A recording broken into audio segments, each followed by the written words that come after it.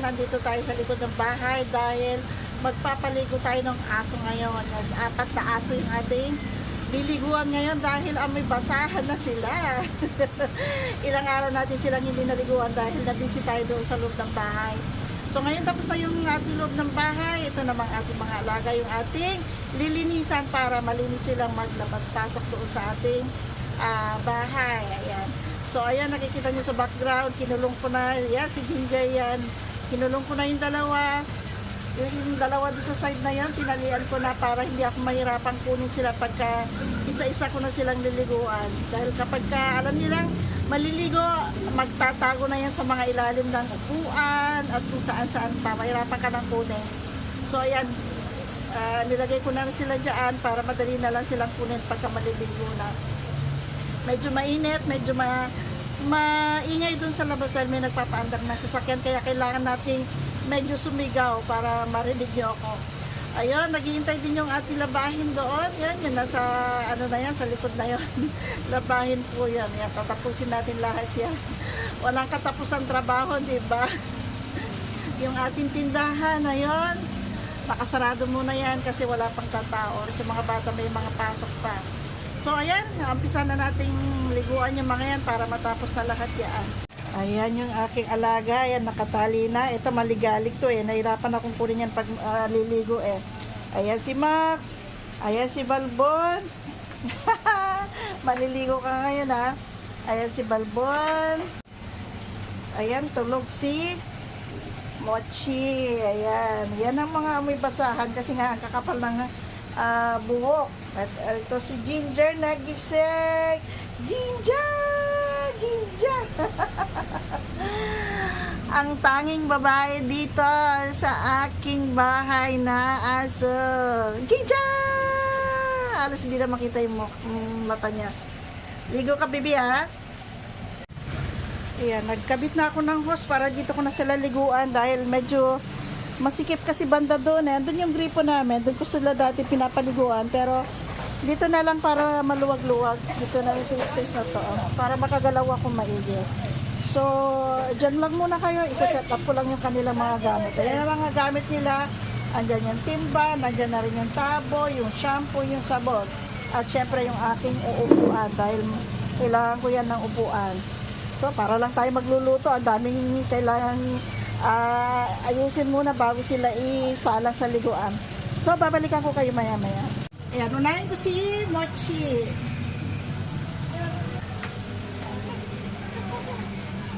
Ayan, si Mochi muna mauna.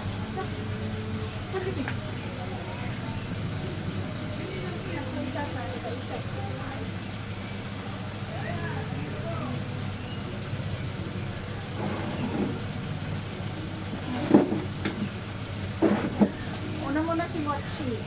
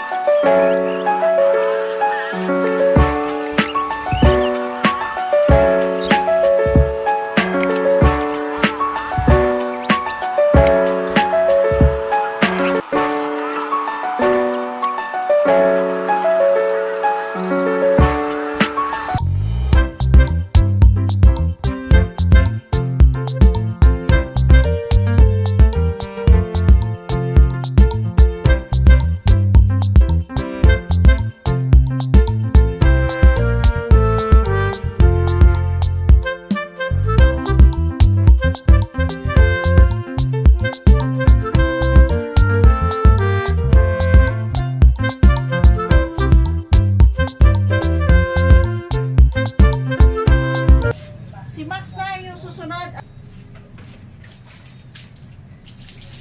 Max? Hindi ka kakatayin, Max.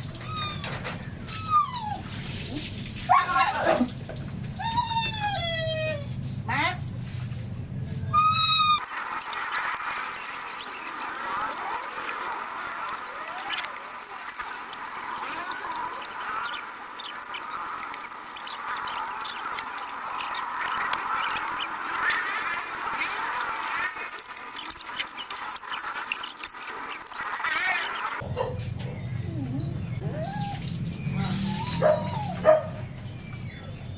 Tukusokin mo na yun. Yan, si Balbo na yung last. Yung balakang ko parang maghihiwalay na sa sobrang sakit. Ha? Ha? Oo, ayan o.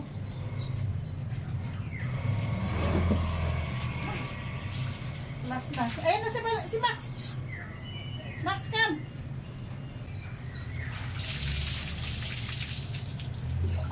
Salamat, last na rin to. Oh my God.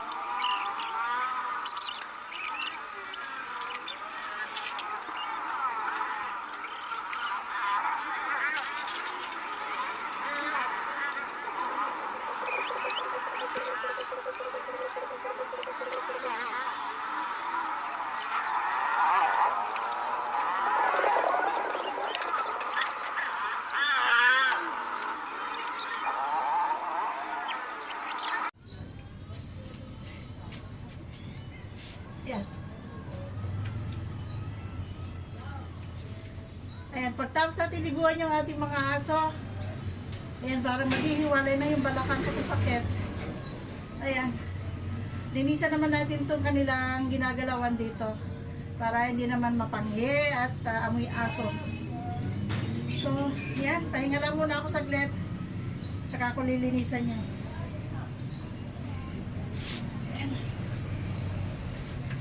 Yan ang aking trabaho. Ayan. Yan, sinabunan ko na yan at saka may sunrocks na yan. Ah! Ano to? Ano yan? 28.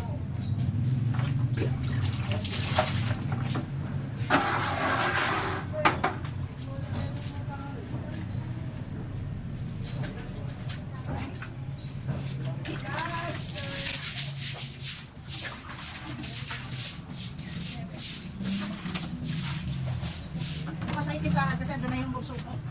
Basta yung klase niya.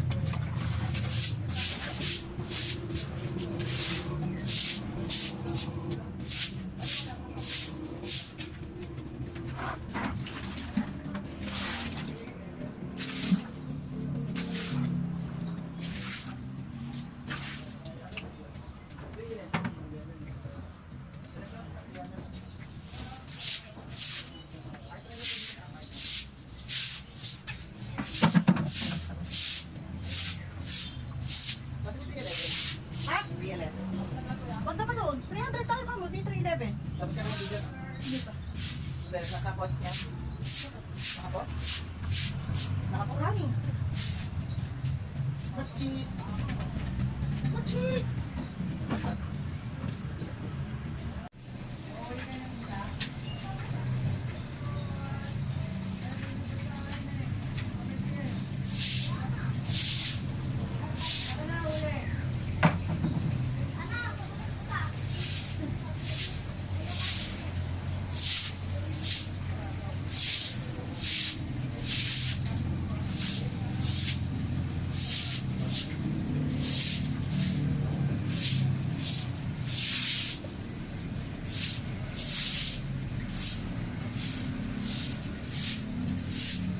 Pag, ano yung mga ito dito sa likod? Sa labas. Ulisan mo na at umakaw na doon, no? Just na nagkaligo. Kasi masikip doon sa likod. Nahirapan ako. Tapos panin mo, pag ano, kasi ano, gusto ka lang may lagay.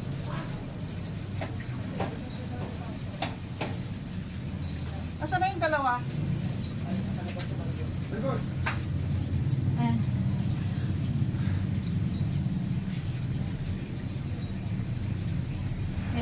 pagkatapos nating liguan yung mga aso, eto naman mga tuwalya nila yung ating lalabahan. And, kailangan poise ka pa rin. Kahit pagod ka na, ngarag na, kailangan sexy ka pa rin.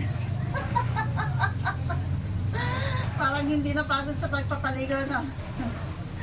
Ayan ang ating pinaggagawa ngayon. A day before my birthday. Ayan. Pag natapos na natin lahat to, sarili naman natin yung ating asikasuhin kasi eto na naman yung mga gray hair. Nag-hello na naman.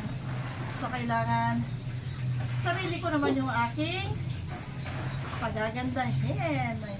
So, babalikan ko kayo maya-maya. Ayan, praise muna tayo. Diba? Try! Pak! Ito yung aming tanghalian ngayon. Meron ditong sayote. Lalagyan natin ng sardinas. Ito yung ating tanghalian ngayon. Mamaya natin i-prepare yan kasi wala pa akong sibuyas. Pumunta si Mr. sa bayan. Baka sakaling bumili ng sibuyas. Kailangan na, kahit mahal yung sibuyas, kailangan natin talagang lagyan ng sibuyas yung mga yan para masarap yung ating ulam.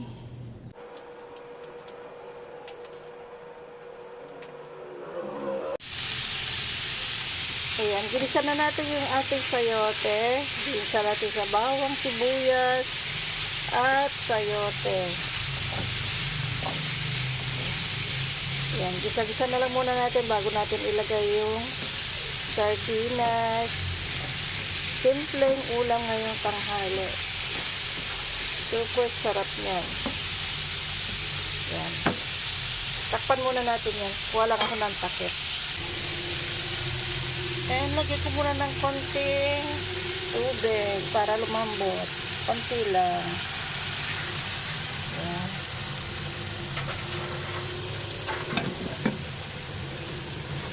Ayan, dito tayo sa labas nagluto kasi mantika yan eh, para hindi siya magtalsik yung sa loob.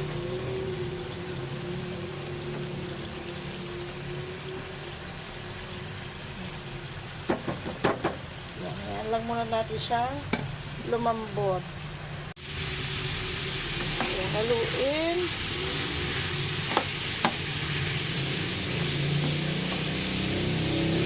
Ayan, medyo malambot na siya. Ilagay na natin yung ating sardinas.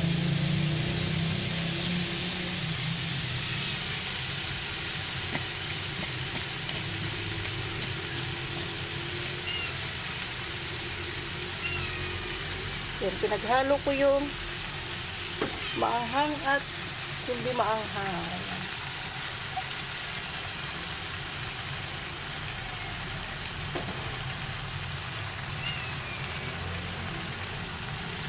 Tatlong lata yung ating nilagay.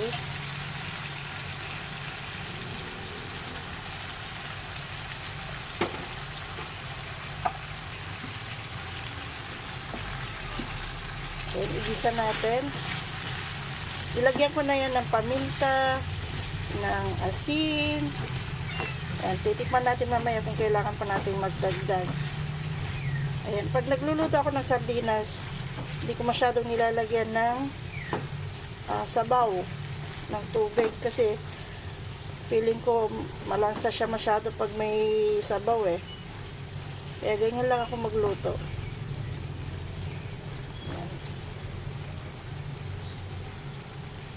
Tsaka hindi ko siya dinudurog maigi yung mga isda. Ganyan lang siya. Ayan. Antayin lang natin lumambot maigi yung ating sayote. Inaan lang natin yung apoy. Ayan. Babalikan natin yan maya-maya. Ayan, tikman natin kung okay na yung kanyang lasa. Hindi ko na lang nilagyan ng tubig. Sapat na yung sauce ng sardinas para lumambot yung ating sayote. Tikman natin. Ganyan lang ang gusto ko sa sardinas.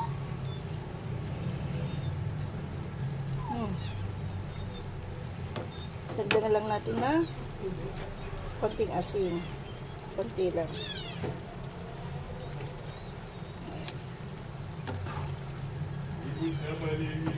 Wow! Yummy! Simpleng ulam pero super sarap. Sardinas con sayote. Ayan. Perfect. Ayan. Konti na lang to. Pwede na yan hanguin. Ayan. Isang kulo pa. Okay na yan. Oh. Ayan. Sarap. Yan ang gusto ko, oh, yung konting sabaw lang. Yan.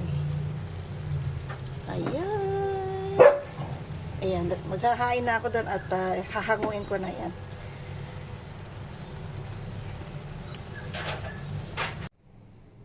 Good evening! 7:30 p.m. na. Andito tayo sa kwarto ngayon para magtiklop naman ng ating mga damit na nilabahan kahapon pa. Ayan, kasi gusot-gusot na, nakabalon-bon na silang lahat dito sa may kama, ayan. Ayan, meron pa dyan sa baba. Ayusin ko na lang muna to. Nakapag-prepare na rin ako ng hapunan namin, so maya-maya ng konti kakain na kami. May ginagawa pa kasi sila doon. So, ayusin ko na muna to para wala na tayong problema. Kasi sobrang gusot na. Pinadryer ko to kahapon kasi naka-plastic pa. Ngayon ko lang tinanggal sa plastic. Kaya ayan, gusot-gusot na.